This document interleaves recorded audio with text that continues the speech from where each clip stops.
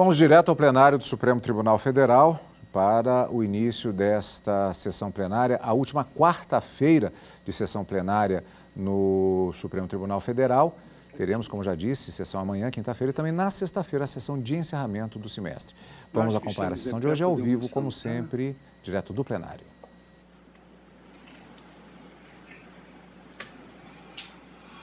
Queria dar boa tarde à ministra vice-presidente, Rosa Weber, à nossa decana, ministra Carmen Lúcia, ministro Luiz Edson Fachin, ministro Nunes Marques, ministro André Mendonça, aqui no nosso vídeo, ministro Dias Toffoli e ministro Luiz Roberto Barroso. Queria também externar as minhas saudações, Sua Excelência, doutor Antônio Augusto Brandão Dias, Procurador-Geral da República. Vamos dar início à abertura da 20ª sessão ordinária do plenário do Supremo Tribunal Federal, com a leitura da ata da sessão anterior. Ata da 18ª sessão extraordinária do plenário do Supremo Tribunal Federal, realizada em 23 de junho de 2022. Presidência da senhora ministra Rosa Weber, vice-presidente. Presentes à sessão, os senhores ministros Gilmar Mendes, Ricardo Lewandowski, Carmen Lúcia, Dias Toffoli, Roberto Barroso, Edson Fachin, Alexandre de Moraes, Nunes Marques e André Mendonça. Ausente, justificadamente, o senhor ministro Luiz Fux, presidente. Vice-procurador-geral eleitoral, doutor Paulo Gustavo Gonet Branco. Abriu-se a sessão às 14h24, sendo lida e aprovada a ata da sessão anterior. Não havendo nenhuma impugnação, eu considero aprovada a ata e chamo a julgamento a ação direta de inconstitucionalidade 5755 da relatoria de Sua Excelência, a ministra Rosa Weber, requerente ao Partido Democrático Trabalhista e a miticúrias interessados. Esse feito corresponde ao Objetivo de Desenvolvimento Sustentável número 16, Paz, Justiça e Instituições Eficazes. O julgamento começou em sessão virtual e o ministro Barroso pediu vista. A vista foi devolvida e o ministro Gilmar Mendes pediu o destaque. Então, de sorte que temos de proceder o reinício do julgamento. E eu passo a palavra à Sua Excelência, a ministra Rosa Weber, para o relatório. Obrigada, senhor presidente. Cumprimento Vossa Excelência, cumprimento os eminentes pares, ministra Carmen Lúcia, senhor Procurador-Geral da República, doutor Augusto Aras, senhores advogados presentes, senhores servidores, todos que nos assistem. E passo ao relatório, senhor presidente, dizendo que se trata de uma ação direta de inconstitucionalidade que foi proposta por um partido político, Partido Democrático Trabalhista, PDT, em face do artigo 2º caput e parágrafo 1º da Lei 13.463 de 2017. Dispositivos em que determinado o cancelamento dos precatórios e requisições de pequeno valor federais expedidos e cujos valores não tenham sido levantados pelo credor e estejam depositados há mais de 2 anos em instituição financeira oficial. Eu transcrevo no relatório o teor dos dispositivos impugnados, que tem o conteúdo que acabei de explicitar, e digo que o autor alega a existência de inconstitucionalidade formal e material das normas atacadas diante dos artigos 2º, 5º, caput, incisos 35 e 36, e artigo 100, caput e parágrafos 5º, 6º e 7º da Constituição da República. Ao argumento de que a norma impugnada visa a postergar e, eventualmente, impedir a eficácia de sentenças judiciais transitadas em julgado, instrumentalizadas no respectivo precatório federal. Fecho aspas. Argumenta Em síntese, que não cabe ao legislador ordinário estabelecer nova condição, prazo de validade, para o pagamento de precatórios, matéria exaustivamente tratada na Constituição e, por isso, sujeita à nítida reserva de emenda constitucional.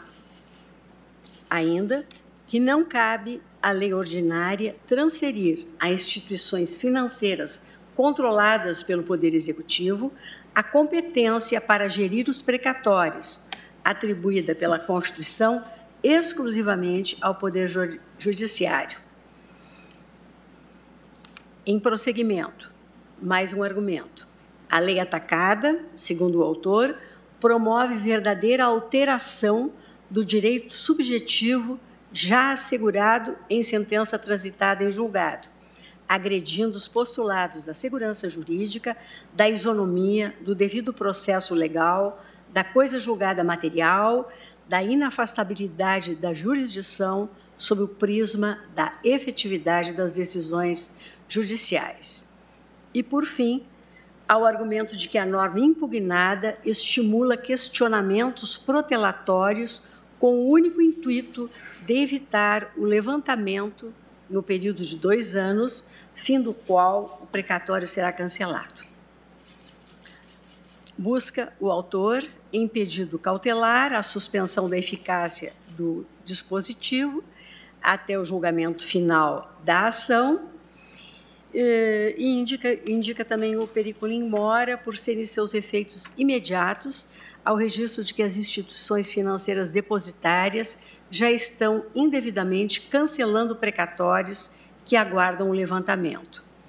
No mérito, senhor presidente, o pedido é de declaração da inconstitucionalidade, seja formal, seja material, da íntegra da lei indicada por clara violação dos preceitos a que também já me referi.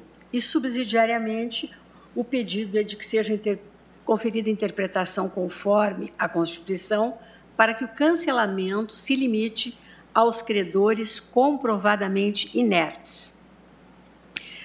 Eu imprimi, à época, a ação, o rito do artigo 10 da Lei 9.868 de 1999.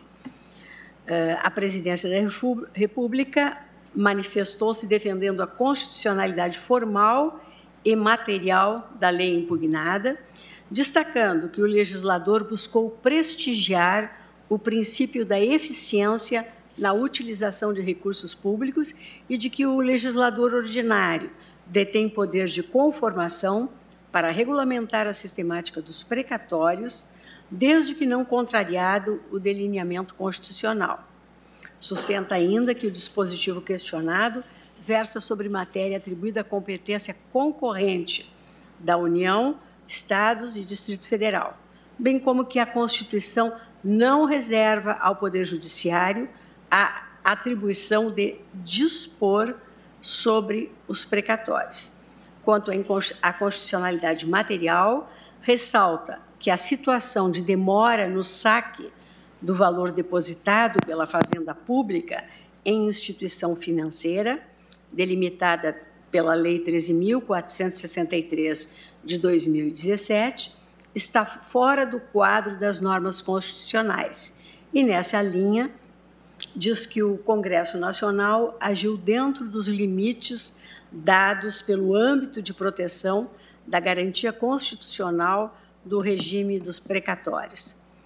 Nega a violação dos princípios constitucionais invocados e pontua que o dispositivo não extingue de forma definitiva o direito do credor, garantido pela previsão do artigo 3º, parágrafo único da Lei 13.463 de 2017.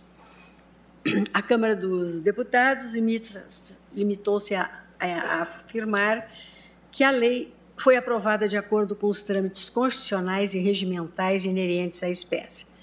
Já o Senado Federal pronunciou-se pela constitucionalidade formal da lei por adequadamente editada no exercício da competência prevista na Constituição e também defendeu a constitucionalidade material do dispositivo, enquanto preserva o direito do credor ao prever que, se eventual precatório ou requisição de pequeno valor relativo a ele for cancelado, basta peticionar para que obtenha novo precatório ou RPV, que herdará a ordem e a remuneração relativas ao original que foi cancelado. A Advocacia Geral da União ressalta que a lei questionada não gera redução da quantia devida pela Fazenda ou prejuízo à efetivação do crédito, razão pela qual seriam insubsistentes as alegações de afronta constitucional. Já a Procuradoria-Geral da República, em seu parecer, manifesta-se no sentido da procedência parcial do pedido. Deferi, senhor presidente, a admissão no feito, na qualidade de amici curiae, de várias associações, federações. Associações, federações, são inúmeros que eu relaciono no relatório e me eximo da leitura. Como Vossa Excelência já destacou, foi incluído o processo no plenário virtual. Houve pedido de vista do ministro Luiz Roberto Barroso, que abriu divergência parcial, e subsequente pedido de destaque do ministro Gilmar Mendes. E eu acresço também, senhor presidente, que já no plenário virtual propus que se, desde logo, a conversão do julgamento da cautelar em julgamento definitivo de mérito. É o relatório, presidente. Muito obrigado, ministra Rosa Weber. Passo, então, agora à fase das sustentações orais. Então, falará pelo requerente Partido Democrático Trabalhista, o doutor Marco André Danley Gomes, pelo tempo regimental de 15 minutos.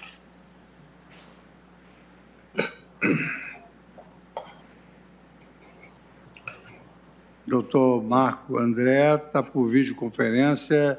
Vossa Excelência tem a palavra. Perfeitamente. Excelentíssimo senhor ministro Luiz Fux, presidente deste egrégio Supremo Tribunal Federal, compartilhamos com Vossas Excelências, senhoras e senhores ministros, nosso sentimento de tristeza em razão do passamento do ministro Célio Borja, momento este em que também prestamos nossas condolências a seus familiares. Anotamos, por outro lado, que no último dia 21/6, Vossa Excelência, ministro Fux, completou 40 anos dedicados à magistratura. Receba ainda em tempo nossos parabéns e reconhecimento. Muito obrigado. Aliás, Excelência, no início de vossa trajetória, Vossa Excelência chegou a ser juiz na minha cidade natal, em Petrópolis. E ainda tive a oportunidade de despachar com Vossa Excelência, iniciando minha caminhada forense, quando juiz da 9ª Vara Civil do Rio de Janeiro, salvo engano. E, posteriormente, acompanhando de perto vossa dedicação e empenho ao nosso STJ e hoje, com conhecida coragem e maestria, presidindo a nossa Corte Constitucional. Excelentíssima senhora ministra Rosa Weber, relatora. Muito obrigado, doutor. O senhor foi muito gentil. Muito obrigado. Muito obrigado.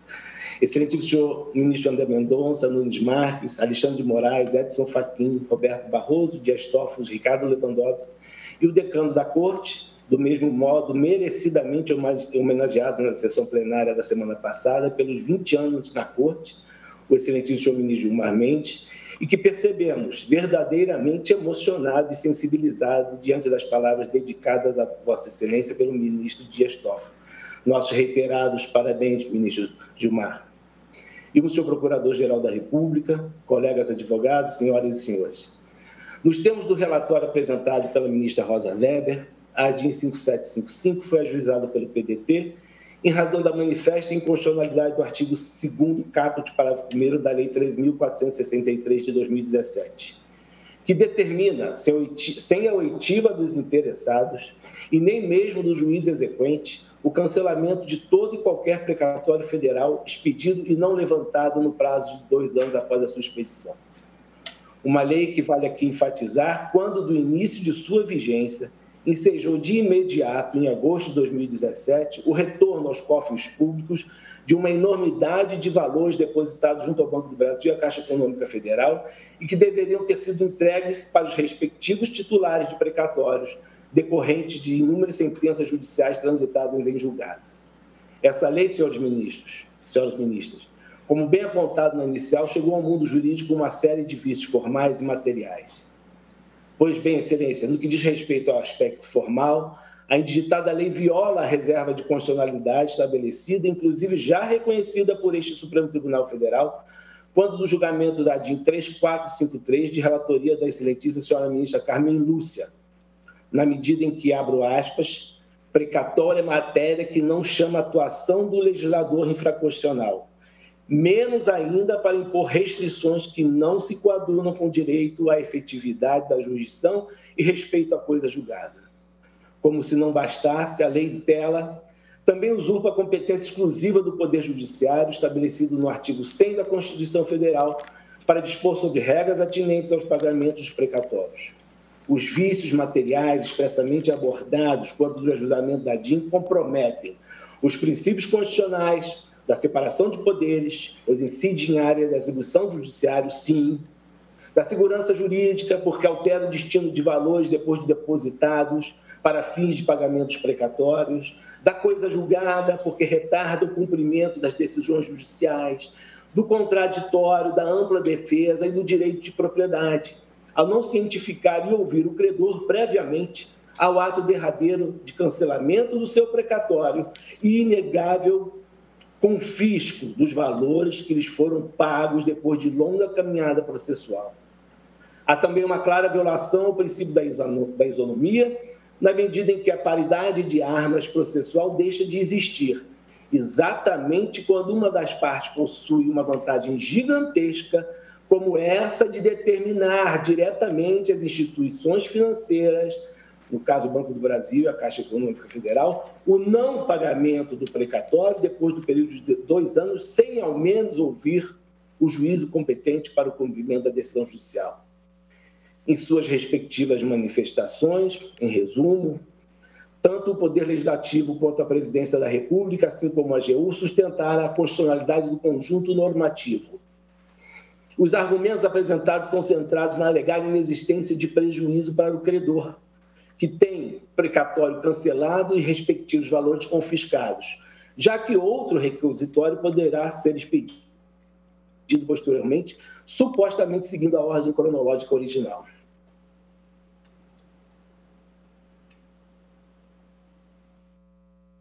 Senhores ministros e ministras, amplamente comprometida com a nova sistemática de precatório, também constitucional, recentemente instaurada em nosso ordenamento pelas emendas constitucionais 113 e 114.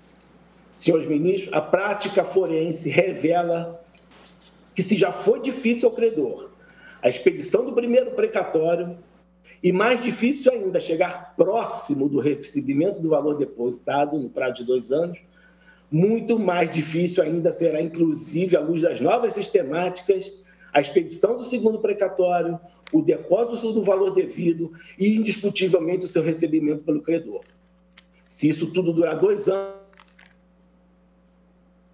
ele vai ter novamente o seu precatório cancelado e novamente esse valor devolvido aos cofres da União. Toda essa construção argumentativa em favor da luta da legislação, por sua vez, é centrada na premissa de que o credor do precatório é omisso.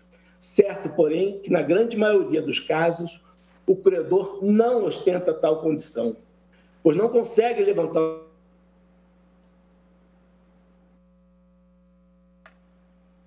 os valores depositados, muitas vezes em razão de incidentes, prazos inerentes à marcha processual. Consequentemente, e para fins de argumentação, essa linha de defesa torna claro que o enunciado normativo é mais amplo do que deveria.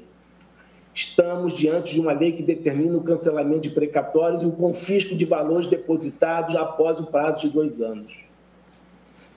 Pois bem, na qualidade de advogado que efetivamente milita por mais de 35 anos em todo o judiciário, posso afirmar categoricamente que a finalização da execução de um julgado é tarefa hercúlea, trabalhosa, desgastante e sem prazo. Já vivenciei inúmeras situações que interromperam, suspenderam ou atrasaram demasiadamente a marcha processual. Senhores, vejam, por exemplo, a omissão ou inércia do credor em relação ao levantamento de seus valores junto à instituição financeira, em caso de falecimento do credor e subsequente discussão de quem deverá ser o beneficiário daquele crédito, e se a empresa credora entrar em liquidação ou recuperação judicial, sofrer uma cisão, e todas essas situações jurídicas exigirem, como de fato se faz necessário, a cuidadosa substituição do polo ativo e oitivo dos envolvidos, exame de documentos e aí por aí vai. Não há omissão ou falta de interesse do credor. Com efeito, senhoras e senhores ministros, a partir desses incidentes, são inúmeros os possíveis desdobramentos e consequências deletérias que podem adiar por meses, anos ou até mesmo décadas a efetivação da entrega da prestação jurisdicional. Enfim, já é difícil, improvável e bem demorada a trajetória de uma ação judicial. A execução do julgado, inclusive via precatório, também vem acompanhada de rigorosas balizas processuais e de inúmeras possíveis surpresas e incidentes. A entrega dos valores aos credores, quando chega ao Banco do Brasil ou à Caixa Econômica, somente serão certas quando, enfim, depositadas na conta corrente do credor. O que essa lei oportunista pretendeu foi, em verdade, a realização de caixa sem qualquer atenção ao direito de propriedade. Não houve mais uma vez nenhuma preocupação com o credor e, reitere-se, nenhum respeito ao judiciário e à coisa julgada. Estamos agora em 2022, diante de outras manobras, inclusive revestidas de supostas formalidades constitucionais. Me refiro às emendas 113 e 114 de 2021, com a DIN já distribuída nesta casa, e que, ao fim e ao cabo, por mais que se faça muita ginástica econômica, financeira ou jurídica, pretende, repita-se, ao fim e ao cabo, encaminhar para a terra do nunca o cumprimento de milhares de decisões judiciais. Eu finalizo minha contribuição nesse julgamento, relembrando as palavras do ministro Luiz Fux, no seu voto na DIN 4357, abro aspas, senhor ministro. Não há ofensa mais patente ao núcleo da separação dos poderes da coisa julgada do que a aprovação de um ato legislativo que chancele o absurdo quadro patológico de descumprimento de decisões judiciais, acenando com a promessa vã, porquanto já desmentido pela história, de que um suposto pagamento ocorrerá no futuro próximo, no futuro remoto, fecho aspas. E aqui, senhor ministro, tomo a liberdade de acrescentar, seja qual for o tipo ou forma de ato legislativo, inclusive por emenda constitucional. Sempre haverá violação ao núcleo da separação de poderes da coisa julgada, quando por qualquer argumento se pretender descumprir decisões judiciais, inclusive qualquer tipo de tentativa que pretenda limitar de qualquer forma os efeitos das decisões transitadas dentro do julgado proferidas por esta Corte. E sendo assim, considerando que a ministra Rosa Weber, relatora, quando no início do julgamento desta DIN no plenário virtual, reconheceu em seu voto, à época disponibilizado, a inconstitucionalidade pleiteada, veio o PDT, em mais uma missão constitucional, na defesa dos interesses de toda a sociedade brasileira, reiterar os pedidos formulados na petição inicial da DIN, para que seja declarada a inconstitucionalidade da indigitada Lei 3.463 de 2017. Muito obrigado, senhores ministros. Muito obrigado pela atenção de todos. Obrigado, André Danley Gomes, pela sua fala originária, extremamente gentil para com a minha pessoa e pela sustentação que acaba de realizar. Eu agora convido para falar pela Presidência da República o doutor Adriano Martins Paiva, advogado da União, que o fará presencialmente pelo tempo regimental de 15 minutos.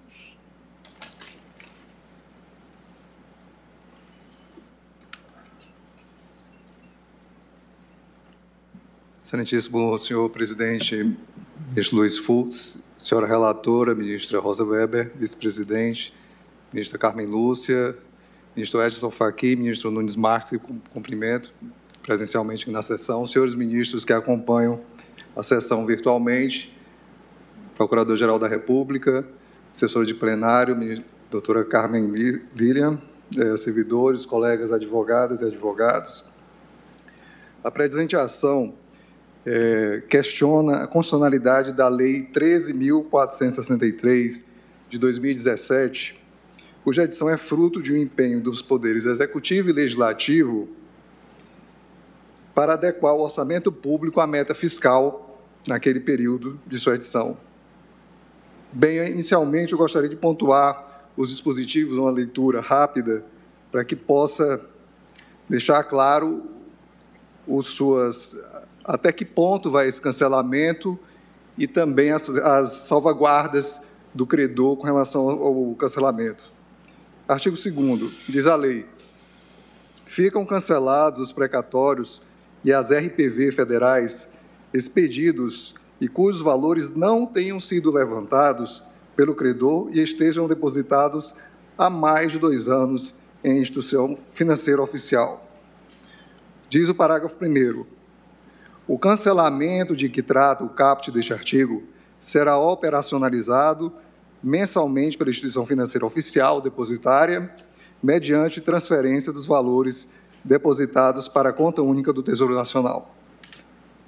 Vale destacar que a mesma lei dispõe mais à frente, o parágrafo 2º, que o montante cancelado e traz uma relação de hipótese em que onde esses valores poderão ser aplicados em políticas públicas.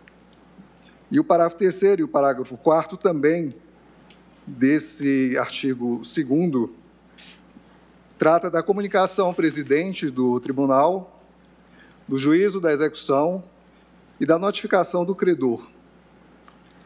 E mais à frente ainda, no artigo 3º, traz garantias que o precatório e requisitório cancelados. Artigo 3º. Cancelado o precatório ou a RPV, poderá ser expedido novo ofício requisitório, a requerimento do credor, por petição simples.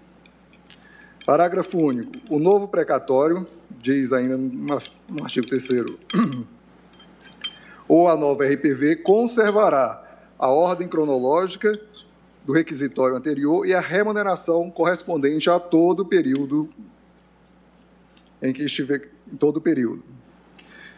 Bem, excelências, vamos então aos argumentos.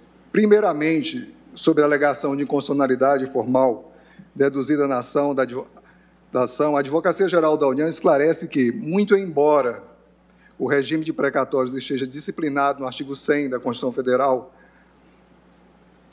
todavia não existe uma vedação constitucional, uma reserva constitucional, uma previsão exaustiva, e principalmente a atuação do legislador complementar ordinário sobre a matéria. A Constituição não esgota a disciplina do sistema de precatórios e surgem, então, como constitucionalmente válidas e eficazes, várias leis que regulamentam o artigo 100, como, por exemplo, quanto ao momento da expedição do requisitório, o próprio Código de Processo Civil de 2015, artigo 535, a Lei dos Juizados Especiais Federais, o artigo 17, resoluções do Conselho Nacional de Justiça, do Conselho da Justiça Federal, que tratam, respectivamente, da gestão de precatórios e também como o regulamenta o procedimento na Justiça Federal de primeira e segunda instâncias. Quanto à alegação da requerente de usurpação de competência do Poder Judiciário, a AGU entende que cabe ao Judiciário a relevante função de conduzir o procedimento de pagamento de precatórios requisitórios. Essa atribuição, contudo, não significa a reserva de iniciativa de lei ordinária. Isso porque o regime de pagamento de débitos judiciais pela Fazenda Pública é uma prerrogativa dos entes federados em função da anualidade do orçamento público. Aliás, se me permitem, como destacado no voto da ministra Rosa Weber, também como no voto divergente, isso no plenário virtual do ministro Roberto Barroso, ambos entendem não haver vedação ao exercício, não entendiam, caso venha a ser confirmado no plenário presencial, não haver vedação ao exercício legislativo sobre o tema ora tratado, que decorre do exercício da competência concorrente sobre direito financeiro por parte da União. Portanto, não há vício formal, não há reserva constitucional ou previsão exaustiva, tal como indicado o requerente. Ainda sobre a iniciativa legislativa, é importante a distinção, a diferenciação, excelências, deste caso em relação aos alegados precedentes do STF recentes. Pois esta Corte, quando se debruçou sobre a constitucionalidade de leis estaduais que pretendiam dar destinação aos depósitos judiciais, essas leis estaduais foram invalidadas porque padeciam de inconstitucionalidade diante da violação da regra competência da União para legislar sobre processo, artigo 22(1), direito financeiro e sistema financeiro nacional. Mas esse não é o caso aqui em debate. Em primeiro lugar, obviamente, não se trata de lei estadual, e sim federal. Em segundo lugar, ao contrário dos depósitos judiciais, ministra Carmen Lúcia, os precatórios e RPVs não são valores privados, são, ao contrário, valores destacados do orçamento público e depositados pela própria União. Cabe aqui ainda um destaque, um acerto conceitual, pois os valores destinados ao pagamento de precatórios, requisitórios, RPVs, até o efetivo levantamento da quantia depositada, o saque do credor tem natureza pública e ainda pertence à União. Ou melhor, o patrimônio da Fazenda Pública é confiado à instituição bancária por meio de contrato de depósito atípico, sendo o credor beneficiário do depósito. Por sua vez, quanto às alegadas inconstitucionalidades materiais, e cabe ressaltar aqui, rebatendo, de certa forma, o que disse o nobre colega em excelente sustentação proferida pelo requerente, é que não há confisco, já que a titularidade ainda é da União. Por sua vez, quanto às alegadas inconstitucionalidades materiais, não há violação aos princípios da isonomia, do contraditório e da paridade das armas. Isso porque a operacionalização do pagamento dos requisitórios já era, desde muito antes da edição impugnada, realizada por meio de instituições financeiras oficiais. Aliás, todas as etapas processuais que levam à expedição do precatório, requisitório, são conduzidas pelo Poder Judiciário e obedecem a todas as normas constitucionais legais do processo civil.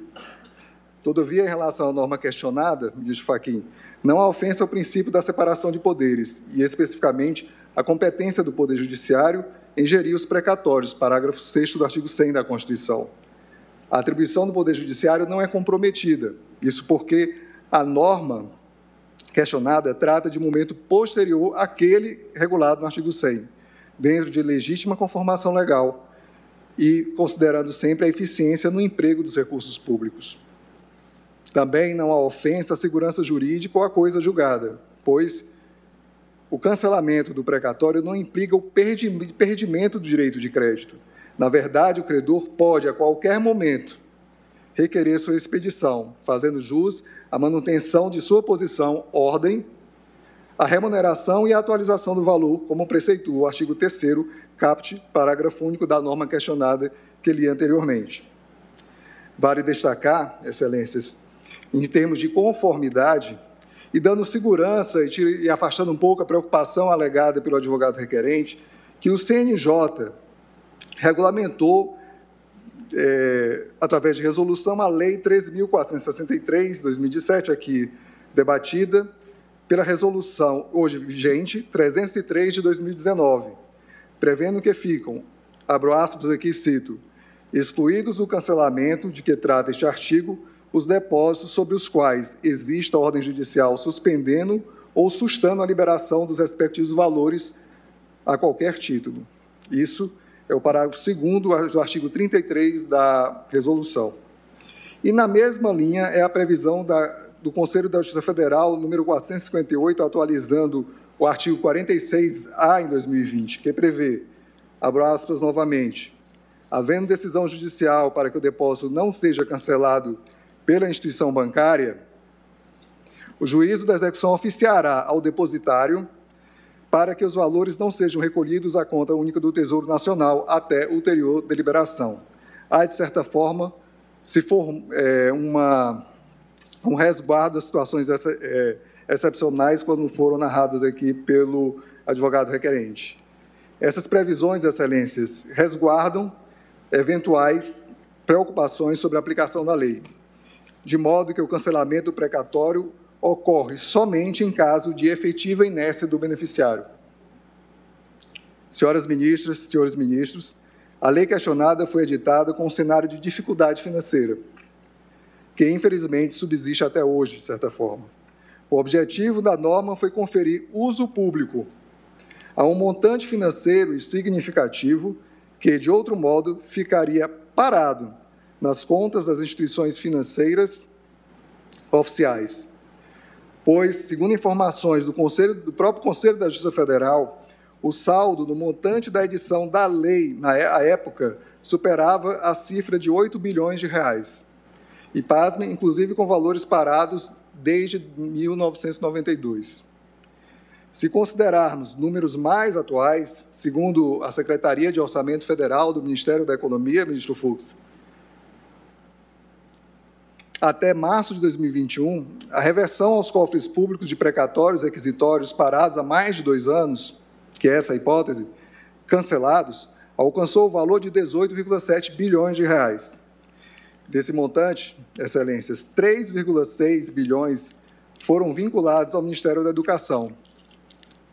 Ministra Rosa, para aplicação em políticas públicas relacionadas à manutenção, desenvolvimento de ensino, nos termos do que determina o inciso 1, parágrafo 2º, artigo 2º da lei aqui referida. E também foram aplicados 900 milhões destinados ao Programa de Proteção a Crianças e Adolescentes, um programa específico ameaçado de morte, como estabelece o inciso seguinte do mesmo dispositivo, informações anexadas ao memorial. A existência desses valores não levantados representa ineficiência na utilização de recursos públicos e a sua otimização libera espaço orçamentário futuro, inclusive para a expedição de novos precatórios, sempre garantindo ao beneficiário do requisitório cancelado direito a uma nova expedição.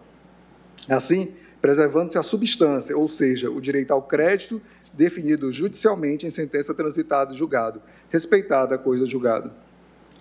Aliás, a razoabilidade da regra foi muito bem destacada no voto oferecido pelo ministro Roberto Barroso, ainda em ambiente virtual, que diz o seguinte: não seria razoável manter bilhões de reais em verbas públicas paralisadas ad eterno pela inércia do credor. Por fim, a lei questionada vige desde 2017, ministro Fux, e sendo razoável supor que sua invalidação, sobretudo com efeitos ex tunc, provocaria grave tumulto nas contas públicas, já que seria necessário restituir os valores às contas afetadas retroagindo a 2017. Pugna, assim, concluindo, pela total improcedência dos pedidos formulados pela requerente, declarando-se constitucional a integralidade da norma impugnada. Muito obrigado pela atenção dos senhores. Muito obrigado, doutor Adriano Martins Paiva, que falou pela União.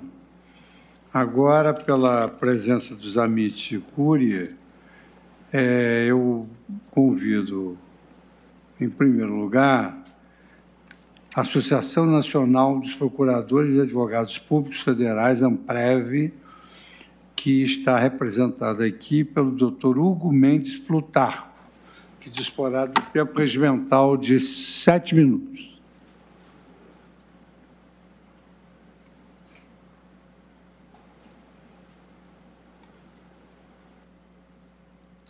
Senhor presidente, excelentíssima relatora, ministra Rosa Weber, excelentíssima ministra Carmen Lúcia, excelentíssimos ministros, excelentíssimo procurador-geral da República, excelentíssima secretária, senhores advogados, excelentíssimos advogados, senhoras e senhores, muito boa tarde a todos. A Associação Nacional dos Procuradores e Advogados Públicos Federais ingressou no presente feito na qualidade de amicus curiae para buscar que o dispositivo impugnado, artigo 2º da Lei 13.463 de 2017, seja absolutamente extirpado do ordenamento jurídico brasileiro. Regras como esta demonstram, com devido acatamento, o grau de afronta com que setores do poder público tratam a sociedade e a Constituição. O cidadão aguarda, muitas vezes, por 30 anos ou mais do que isso, o desfecho do seu processo, entre processo de conhecimento e execução. Pois bem, ao final, consegue expedir seu precatório e depois tem que correr contra o tempo para que esse valor, dentro de 2 anos, não seja expropriado pelo Estado. E, senhor presidente, senhoras ministras e senhores ministros, existem diversos motivos pelos quais esse dinheiro muitas vezes ficou ali depositado.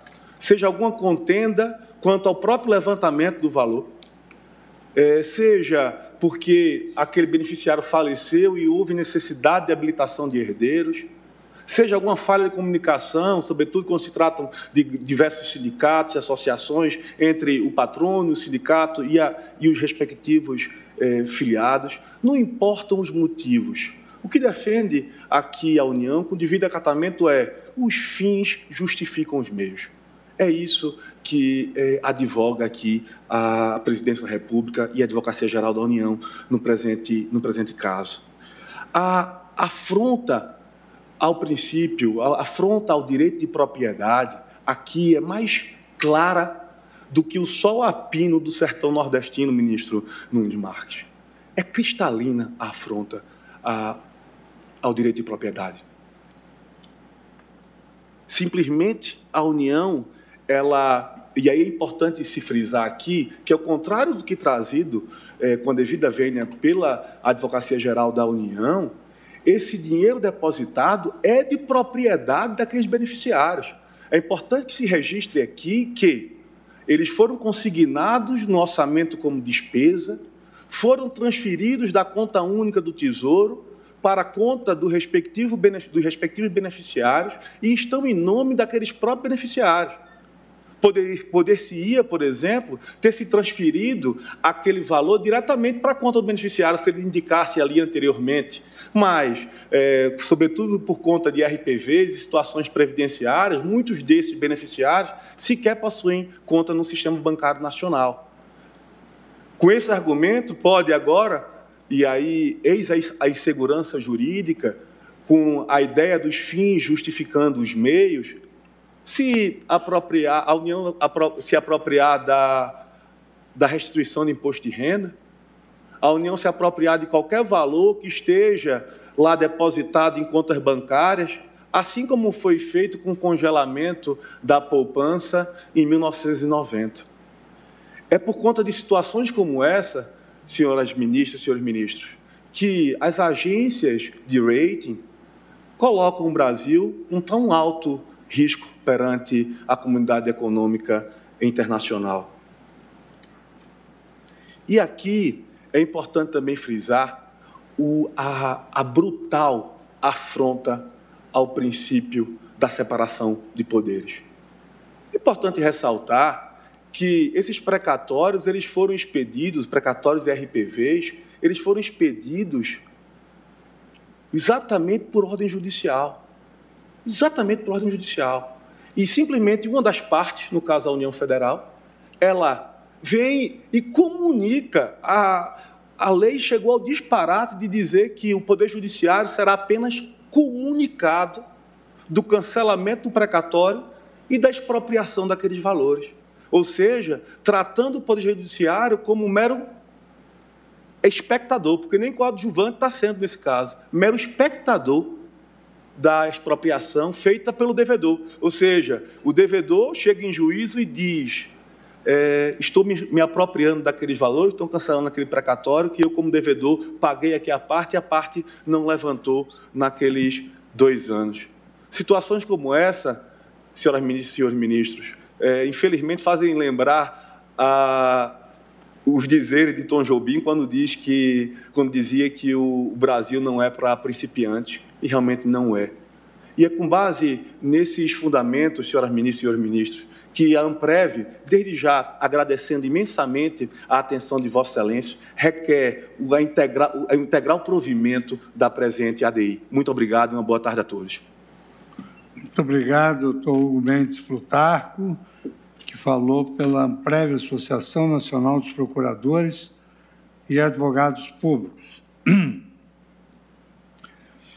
Agora falará pelo Amicus Curiae Federação de Sindicatos Trabalhadores Técnicos Administrativos em Instituições Públicas de Ensino Superior no Brasil. Federação Nacional de Sindicatos Trabalhadores em Saúde, Trabalho, Previdência e Assistência Social, FENAPS, doutor Cláudio Santos da Silva, que o fará presencialmente pelo tempo regimental de 7 minutos. Obrigado. Excelentíssimo senhor ministro-presidente Luiz Fux, excelentíssima senhora ministra relatora, ministra Rosa Weber, ministra Carmen Lúcia, ministro Fachin, ministro Nunes Marques, os demais ministros que nos acompanham por vídeo, excelentíssimo senhor procurador-geral da República, demais colegas que farão uso, que fizeram uso da tribuna, serventuários e a todos e a todas que nos assistem. Falo, excelências, pelos amicicures, servidores públicos das universidades brasileiras e dos ministérios do Trabalho, da Previdência e da Assistência Social, diretamente prejudicados por essa medida, excelências. E viemos à tribuna para ratificar, nos somarmos aos argumentos de inconstitucionalidades que foram referidos aqui pelo suscitante e pelo outro colega Amicus Curiae da Associação de Procuradores, excelências. O colega advogado-geral da União disse que não são valores privados, que são valores ainda do Estado. Não é verdade, excelências. Esse dinheiro, esse numerário, não pertence mais à União. A propriedade, no nosso caso de servidores públicos, é de quem teve o seu patrimônio jurídico violado. E aqui, verbas de naturezas alimentares. O Estado foi condenado, o Estado patrão foi condenado, pagou e agora quer pegar o dinheiro de volta? Por uma questão de prazo. Nós fazemos parte dos subscritores que assessoram essa associação, do Coletivo Nacional de Advogados e Servidores Públicos, o CNASP. Nós, pelos diversos estados do país, nós vivenciamos cotidianamente esse périplo, que é conseguir receber do Estado um numerário. E quando finalmente se consegue, quando o dinheiro está de posse do Poder Judiciário, sendo administrado pelo Poder Judiciário, por soluções heterodoxas, e foi confessado na petição e aqui na tribuna, é para fazer orçamento público e meta fiscal de algo que ele foi condenado, é devedor. Ninguém deixa de resgatar precatório, de levantar precatório ou RPV porque quer. É numerário. Aquele dinheiro foi retirado do patrimônio jurídico do servidor, no nosso caso. São as imensas dificuldades que encontramos no cotidiano da advocacia, e sobretudo da advocacia de servidores públicos, de alcançar esses beneficiários. Muitas das ações coletivas em que as pessoas se aposentam, há falecimentos, e nós temos que buscar herdeiros, buscar aonde o servidor se encontra, e isso leva tempo. Excelências, dizer que não viola o princípio da segurança jurídica e da razoável duração do processo, com a devida vênia, não merece prosperar esse argumento. Não merece prosperar esse argumento. Vai entrar de novo no Poder Judiciário, entrar de novo na fila para um dinheiro que é seu, que por circunstâncias várias, como foi referido anteriormente, a pessoa não levantou esse dinheiro. Nos parece, excelências, que nesse caso, sim, viola-se a razoável duração do processo, a segurança jurídica, a coisa julgada e a separação dos poderes. Foi referido aqui, o Poder Judiciário não vai ser nem notificado, apenas se glosa esses valores que foram depositados nos bancos oficiais. E é um péssimo exemplo do Estado brasileiro. É um péssimo exemplo. Sucumbe, deposita e depois se apropria desse dinheiro que não é dele? Com perdão da ênfase, excelência, mas nesse caso, nós que vivenciamos cotidianamente isso, como é que você vai informar para uma herdeira, vai informar para aquela pessoa que a gente não localizou, olha, o seu dinheiro estava depositado, mas agora o Estado pegou de volta. pegou de volta. O que eu vou ter que fazer, doutor? Eu vou ter que fazer tudo novamente para conseguir aquele numerário para que você receba. As regras do precatório, excelência, Vossa Excelência sabem disso, essa Corte já julgou várias vezes, várias ações diretas de constitucionalidade que tratavam da alteração do artigo 100 da Constituição. Essa regra é constitucional. A referência aqui a resoluções do CNJ, que foi feita pelo colega advogado da União, é quando há decisão judicial. Como não há violação de separação de poderes? Quando sequer avisa ao Poder Judiciário que está glosando aquela verba que não é mais da sua propriedade. E ainda que se fale em interesse público, ou interesse público primário, ou interesse público secundário, que foi abordado em nossa peça de amicus curiae, aqui, nesse caso, deve prevalecer esse interesse do servidor, do cidadão, que é o caso dos amici curiae, que se encontram nessa tribuna perante o Supremo Tribunal Federal. Portanto, excelências, me encaminho para a conclusão, já que não pretendo utilizar todo o meu tempo. É confisco, sim. É confisco. Com toda certeza é confisco. Não é mais do Estado esse dinheiro. É do servidor público, volto a repetir.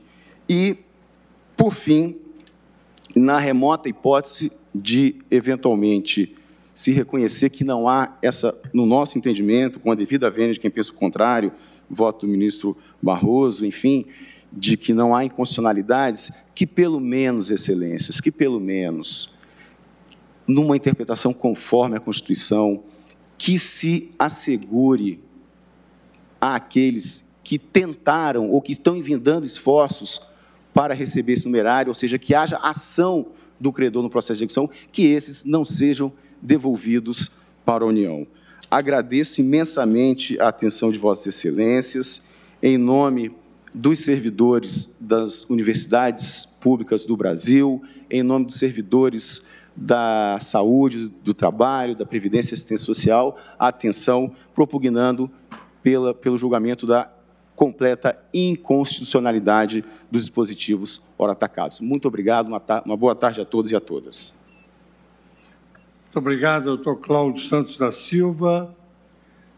Concedo a palavra agora ao doutor Bruno Conte Gomes da Silva, que também está presente, e que falará pela Confederação dos Trabalhadores do Serviço Público Federal, CONDICEF, Federação dos Trabalhadores do Serviço Público Federal, FENASEF, e Sindicato Nacional dos Servidores Federais da Educação Básica, Profissional e Tecnológica, SINASEP. Vossa Excelência disporá do tempo alimentar de 7 minutos. Obrigado. Excelentíssimo senhor ministro-presidente, excelentíssima ministra Rosa Weber, relatora, excelentíssima ministra Carmen Lúcia, demais ministros, colegas advogados, servidores, demais presentes, boa tarde. Excelências, o Código Civil, ele esclarece que o proprietário ele tem a faculdade de usar, gozar e dispor da coisa, e o direito de reavê-la do poder de quem quer que injustamente possua ou detenha. É o que dispõe o artigo 1228. E que, tratando-se de bem imóvel, a transmissão da propriedade do dinheiro dar-se-á através da tradição, subentendida quando o transmitente cede ao adquirente o direito da coisa, que se encontra em poder de terceiro, artigo 1267, parágrafo único. Nesse contexto, excelências, ao contrário do defendido pelo ilustre representante da Advocacia Geral da União, é inequívoco que a tradição do bem imóvel, dinheiro, ocorre quando as entidades de direito público retiram de sua esfera patrimonial os valores necessários ao adimplemento da obrigação imposta pelo título judicial executado.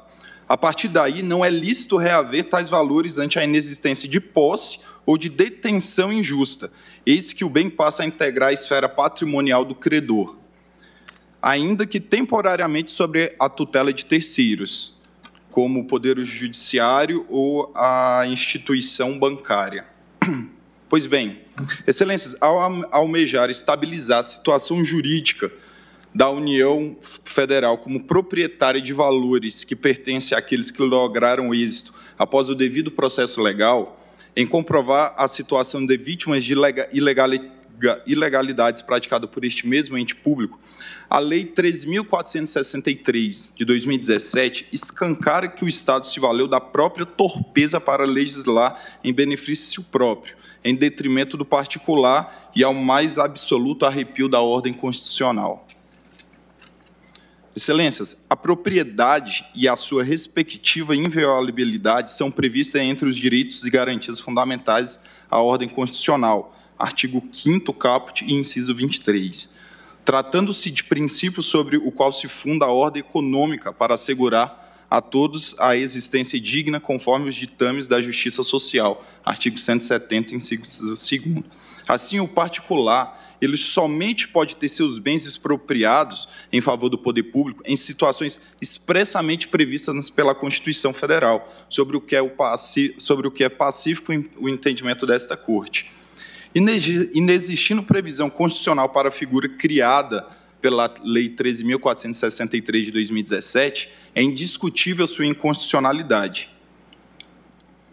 Pois bem, já a coisa julgada, enquanto elemento central de estabilização das relações jurídicas e sociais, é garantia fundamental assegurada pelo texto constitucional, e sua violação ocorre na exata medida em que a lei questionada atribui às instituições financeiras que se encontram no exercício da tutela de valores poderes muito mais abrangentes do que aos conferidos ao Poder Judiciário para fins, por exemplo, de rescisão de sentenças. Isto é, ante um simples transcurso de tempo, a norma permite que um ato elida a eficácia de uma sentença judicial transitada em julgado, inclusive sem garantir a observância do devido processo legal.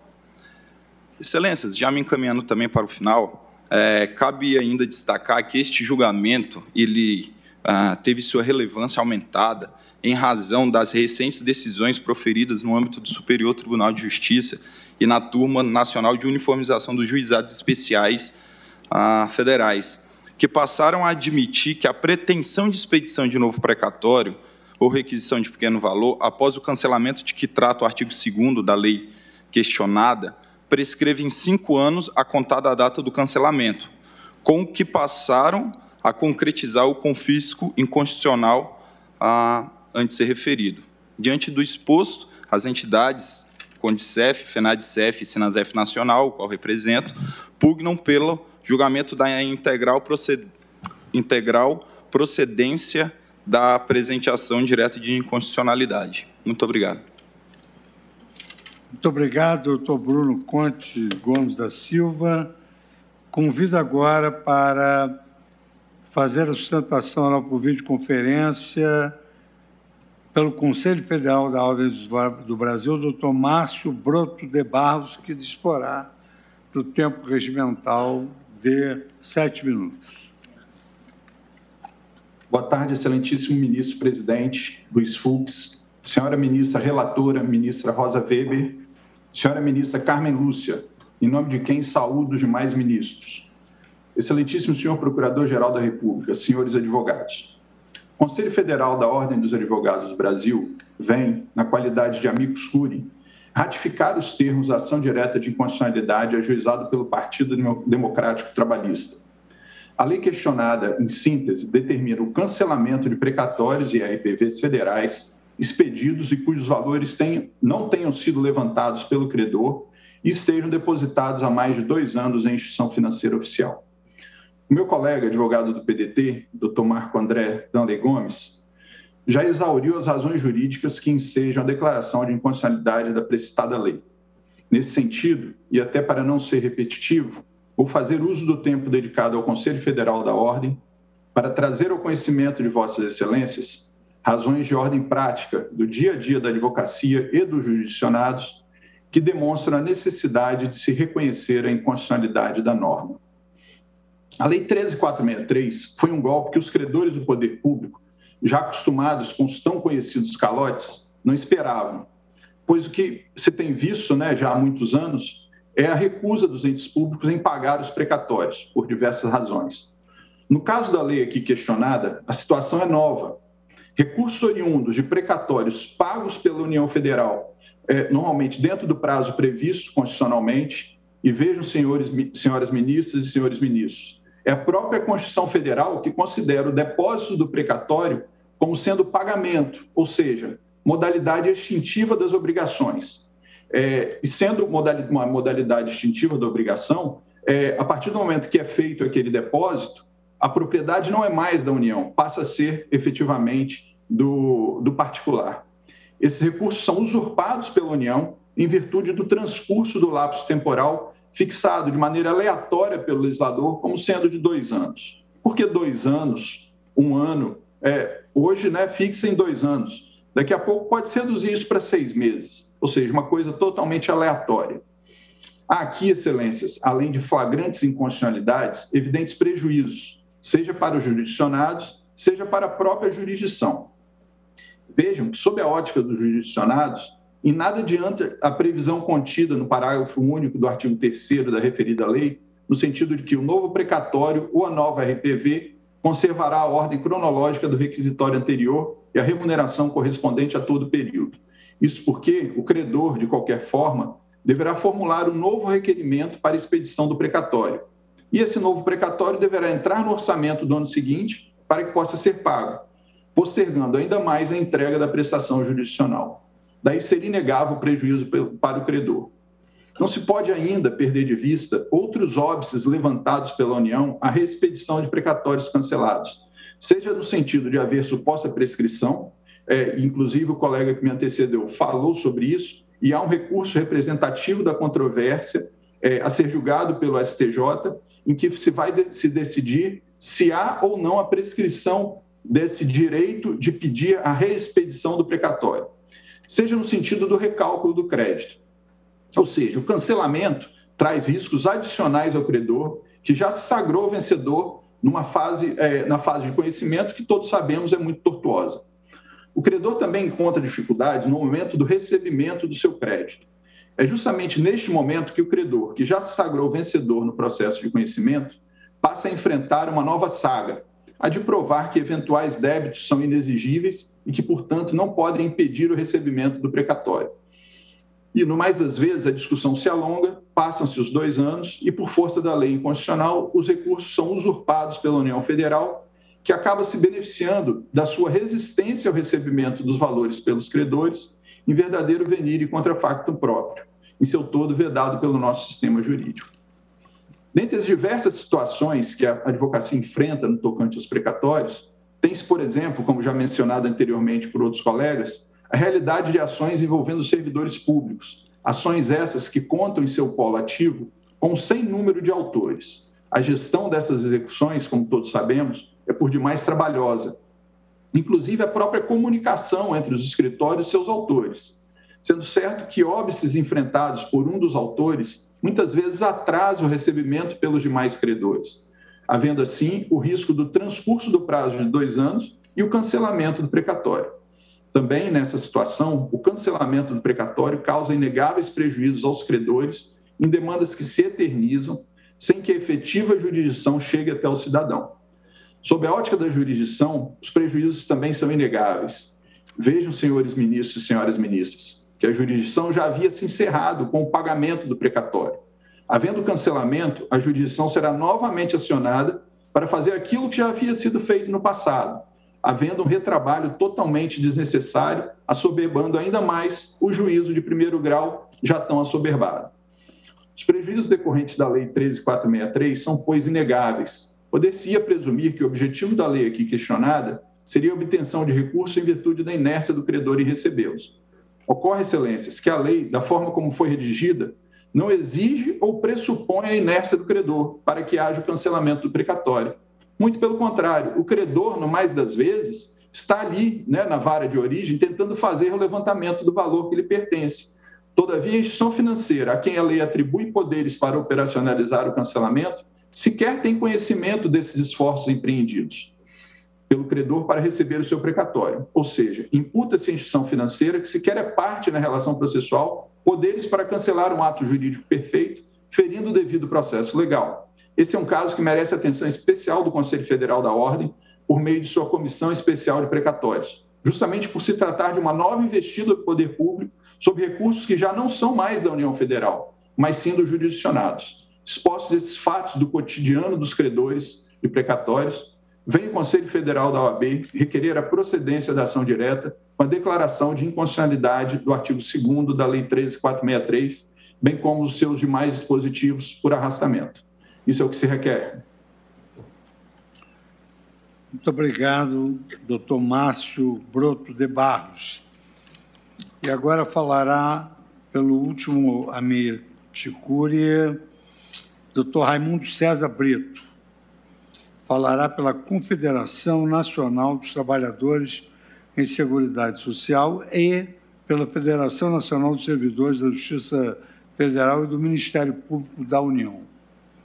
Vossa Excelência dispõe do tempo regimental de 7 minutos. Está em videoconferência aqui conosco. Muito obrigado, ministro presidente Luiz Fux, ministra Rosa Weber, relatora do presente processo, ministra Carmen Lúcia, senhores ministros, colegas da advocacia, servidores e servidoras da casa, que tenho a honra aqui de representar como advogado da FENAJUF e também da CNTSS, senhoras e senhores. O precatório deveria ser o crédito mais seguro do Brasil, aquele garantidor da segurança jurídica, pois protegido pela coisa julgada, presente em todas as constituições brasileiras, em todas as constituições do mundo democrático. E no Brasil, não é uma coisa julgada qualquer. É uma coisa julgada que se constitui por anos, se constitui em razão, por anos, dos privilégios processuais do poder público, da remessa de ofício, né, da obrigação do tribunal zelar pela sentença proferida contra órgãos públicos, os privilégios processuais, os prazos de intimações especiais diferenciados, a não confissão do poder público, a relativização da coisa julgada, que tem gerado várias vezes modificação da própria decisão já constituída com o trânsito julgado, as ações cautelares, ações rescisórias, ações de revisão da coisa julgada, das decisões judiciais. E também, esse Supremo sabe muito bem, porque já julgou diversos processos, pela inúmeras tentativas e algumas vitoriosas de emendas constitucionais que eternizam o pagamento. Mas também a coisa julgada aqui no Brasil é fortalecida pela qualidade técnica da AGU. A AGU tem agido com muito zelo na sua formação. Tanto assim o é que estamos aqui no Supremo Tribunal Federal com o ministro decano, oriundo da AGU, o ministro Toffoli, que também presidiu a AGU, e o novo ministro, o ministro André Mendonça, demonstrando a qualidade técnica da defesa do poder público nas ações judiciais. Então, não é uma coisa julgada qualquer. É uma Constituição, assim como fala na proteção da coisa julgada, mas um crédito altamente protegido. Mas quando se termina essa via crucis constitutiva da coisa julgada, não cessam os problemas para a União. Dentre elas, a fixação das diversas emendas constitucionais, protelando o pagamento. Quer dizer, o devedor, que deveria honrar a coisa julgada por ser poder público, ele, por diversas vezes, tem prolongado o pagamento dessa coisa julgada. A exemplo de 4.357, que nós chamávamos de PEC do calote, depois convertida na emenda 62, quando o presidente da Ordem dos Advogados do Brasil tive a honra de ajuizar a ação de inconstitucionalidade reconhecida por esse Supremo Tribunal Federal, porque ali a gravidade era tão grande, o desrespeito à coisa julgada era tão grande, que ali se procurou, inclusive, fazer leilão da decisão judicial, transformando-a em moeda, com todo respeito, em moeda podre, em que o preço seria definido pelo próprio credor. O Supremo também não impediu esse calote oficial. Mas essa dificuldade que se tem no reconhecimento da coisa julgada, do pagamento do precatório, tem favorecido, infelizmente, um perverso mercado paralelo, em que a dor, o desespero e o descrédito sobre o crédito, que deveria ser o mais protegido por ser coisa julgada, dita o preço. Nós sabemos que essa desesperança, essa demora na constituição da coisa julgada, essa insegurança provocada por decisões, por emendas constitucionais, faz com que essa decisão, que deveria ser a mais segura do Brasil, vala 60%, 40%, 30% no mercado paralelo. Ora, aliás, a própria existência do mercado paralelo, conhecido de todos e de todas, já demonstra claramente que o crédito não pertence ao Estado, ele é comprado. Ele é comprado para pagar impostos, para comprar empresas brasileiras. Então, essa é uma demonstração, infelizmente, no exemplo perverso, que é da compra da dor e do desespero daquele que busca a justiça e se compra precatórios por valores menor do que o de fácil. Mas vem a lei 13.463 e cria mais dificuldade. Ele agora fixa prazo para o devedor, para o credor.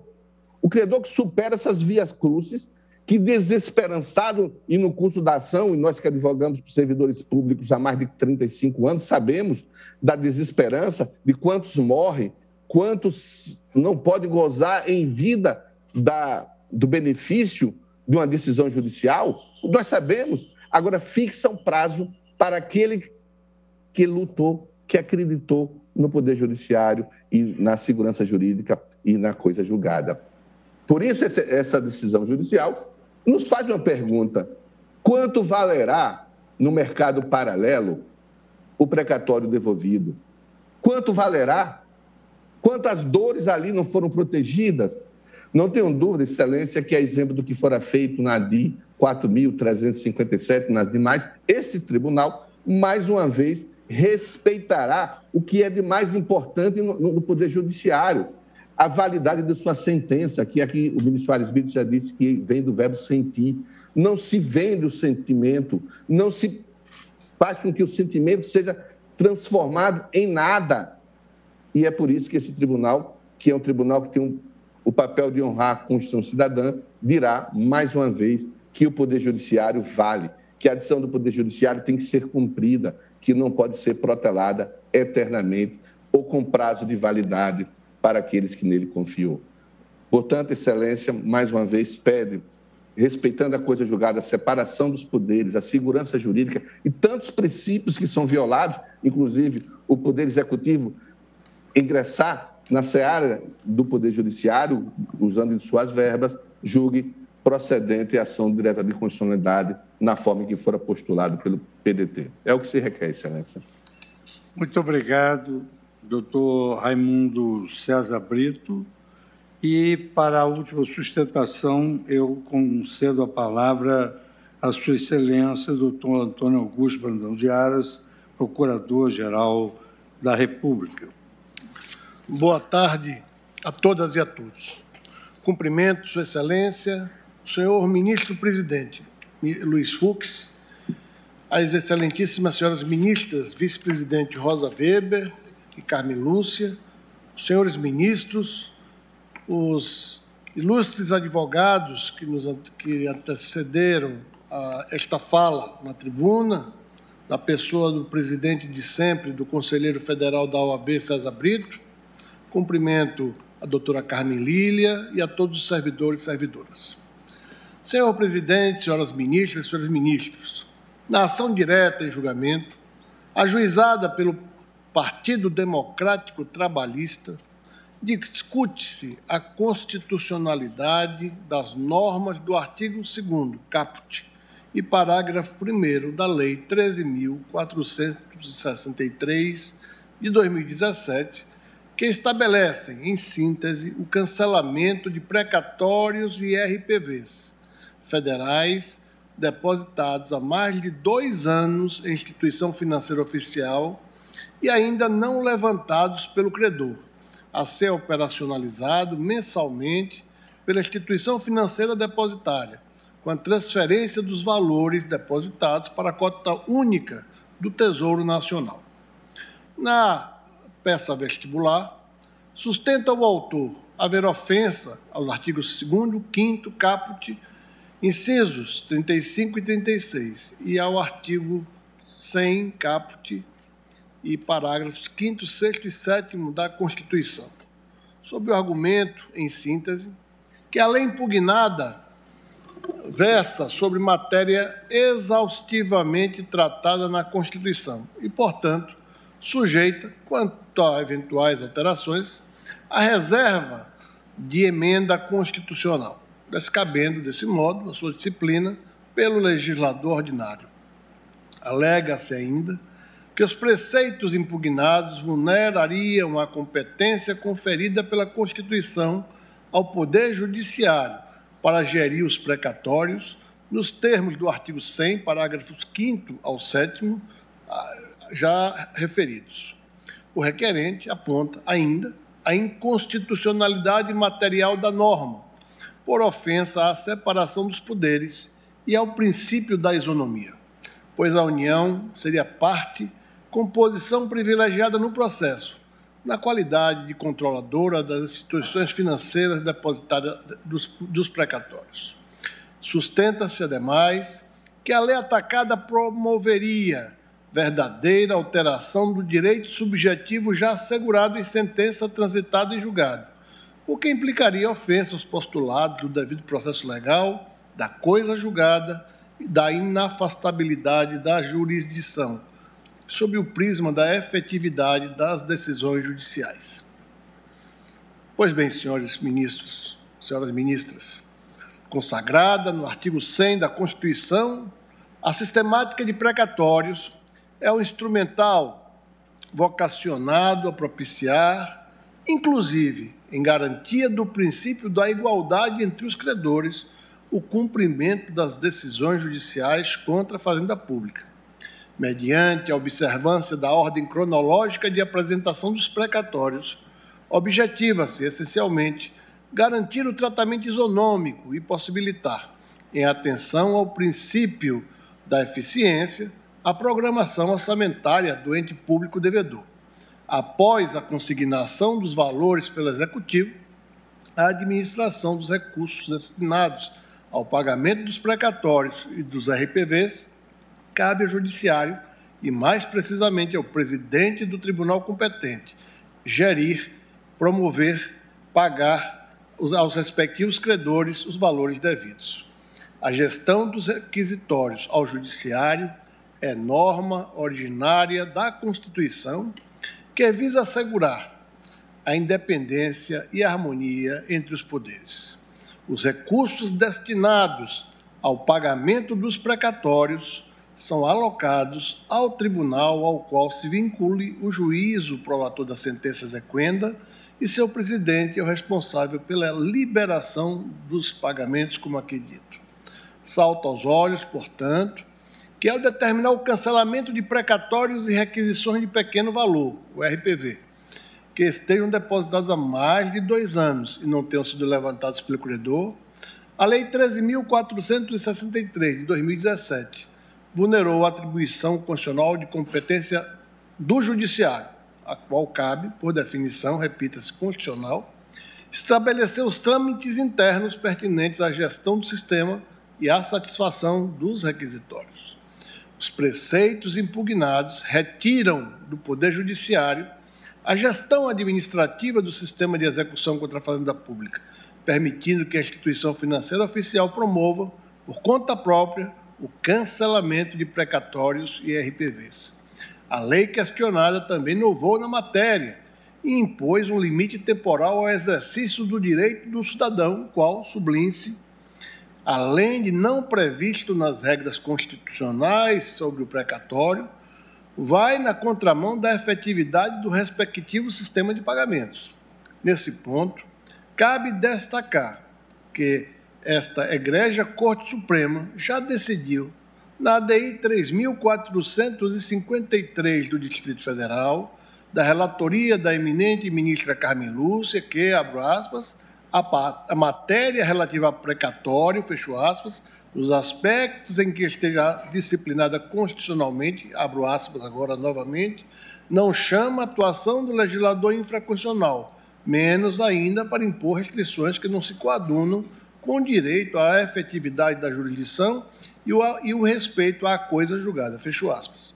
Ou seja, entende-se que a Constituição regulamentou as condições para a satisfação dos precatórios e não há data vênia de se admitir o implemento legislativo de adicionais critérios que lhe sejam destoantes, como, por exemplo, o estabelecimento de prazo pela legislação infra, em razão do impedimento instituído especialmente pelo artigo 100 da Lei Maior.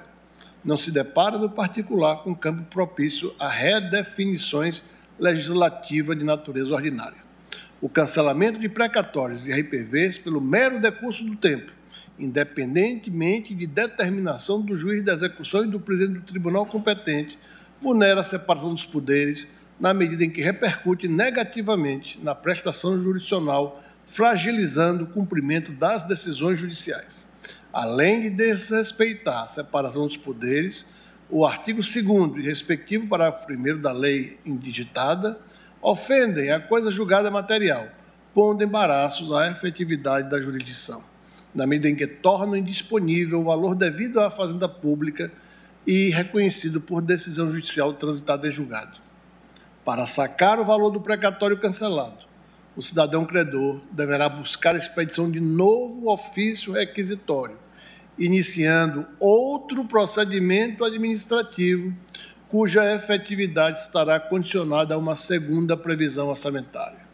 Assim, por força dessa inovação legislativa, o credor não terá acesso direto e imediato ao seu crédito, o qual, repita-se, decorre de direito reconhecido por sentença judicial transitada em julgado e executada de acordo com as normas processuais e procedimentais pertinentes. Da mesma maneira, por força de regramento legislativo descompassado do desenho constitucional do sistema de execução contra a fazenda pública, o credor não contará com acesso devido e imediato ao seu crédito, em razão do cancelamento previsto em lei, efetivado independentemente da atuação do presidente do tribunal e do juízo de execução, e sem a possibilidade de sua intimação para se manifestar previamente a respeito da providência bancária que suprime o exercício de direito adquirido, depositado e disponível para o credor.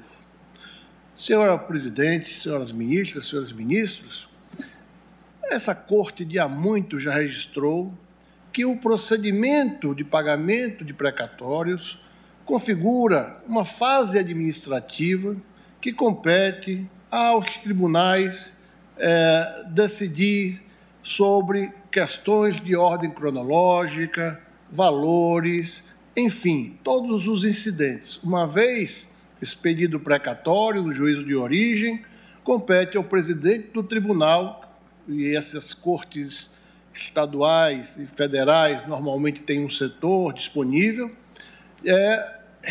regrar, cumprir aquilo que a Constituição dispõe e eventuais normas procedimentais que organizam o sistema interno de cada corte local.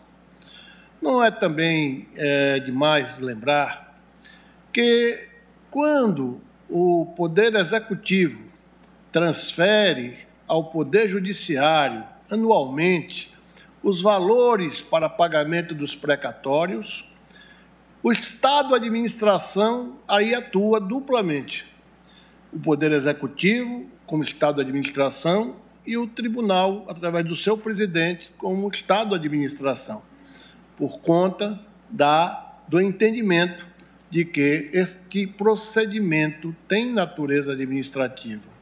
Ora, transferido para o patrimônio do credor, que fica à mercê apenas de procedimentos administrativos da Corte Depositária, temos uma situação peculiar. E, na prática, nós não podemos esquecer que, especialmente nas ações coletivas e mesmo nas ações plurimas, também com entendimento jurisprudencial firmado, que devem se aplicar a elas, a natureza das ações coletivas, nós temos uma situação que pode causar graves injustiças, especialmente aos mais idosos. E digo isso com a tranquilidade de quem sabe que precatórios demoram normalmente muitos anos, a par da natural demora do processo de conhecimento, na exaustão de todos os recursos cabíveis, eventualmente até esta Suprema Corte. Exige ainda a fase da execução contra a Fazenda Pública, com a possibilidade de tantos recursos e mais, modernamente, na fase dos embargos, até com suscitação de arguições de inconstitucionalidades. Tudo isso submetido a sucessivos recursos que praticamente transformam o credor em alguém que trabalha ou espera, ou, como diria o apóstolo Paulo, esperançada para os seus descendentes, que são herdeiros e netos, um dia receberem um determinado valor a título de herança.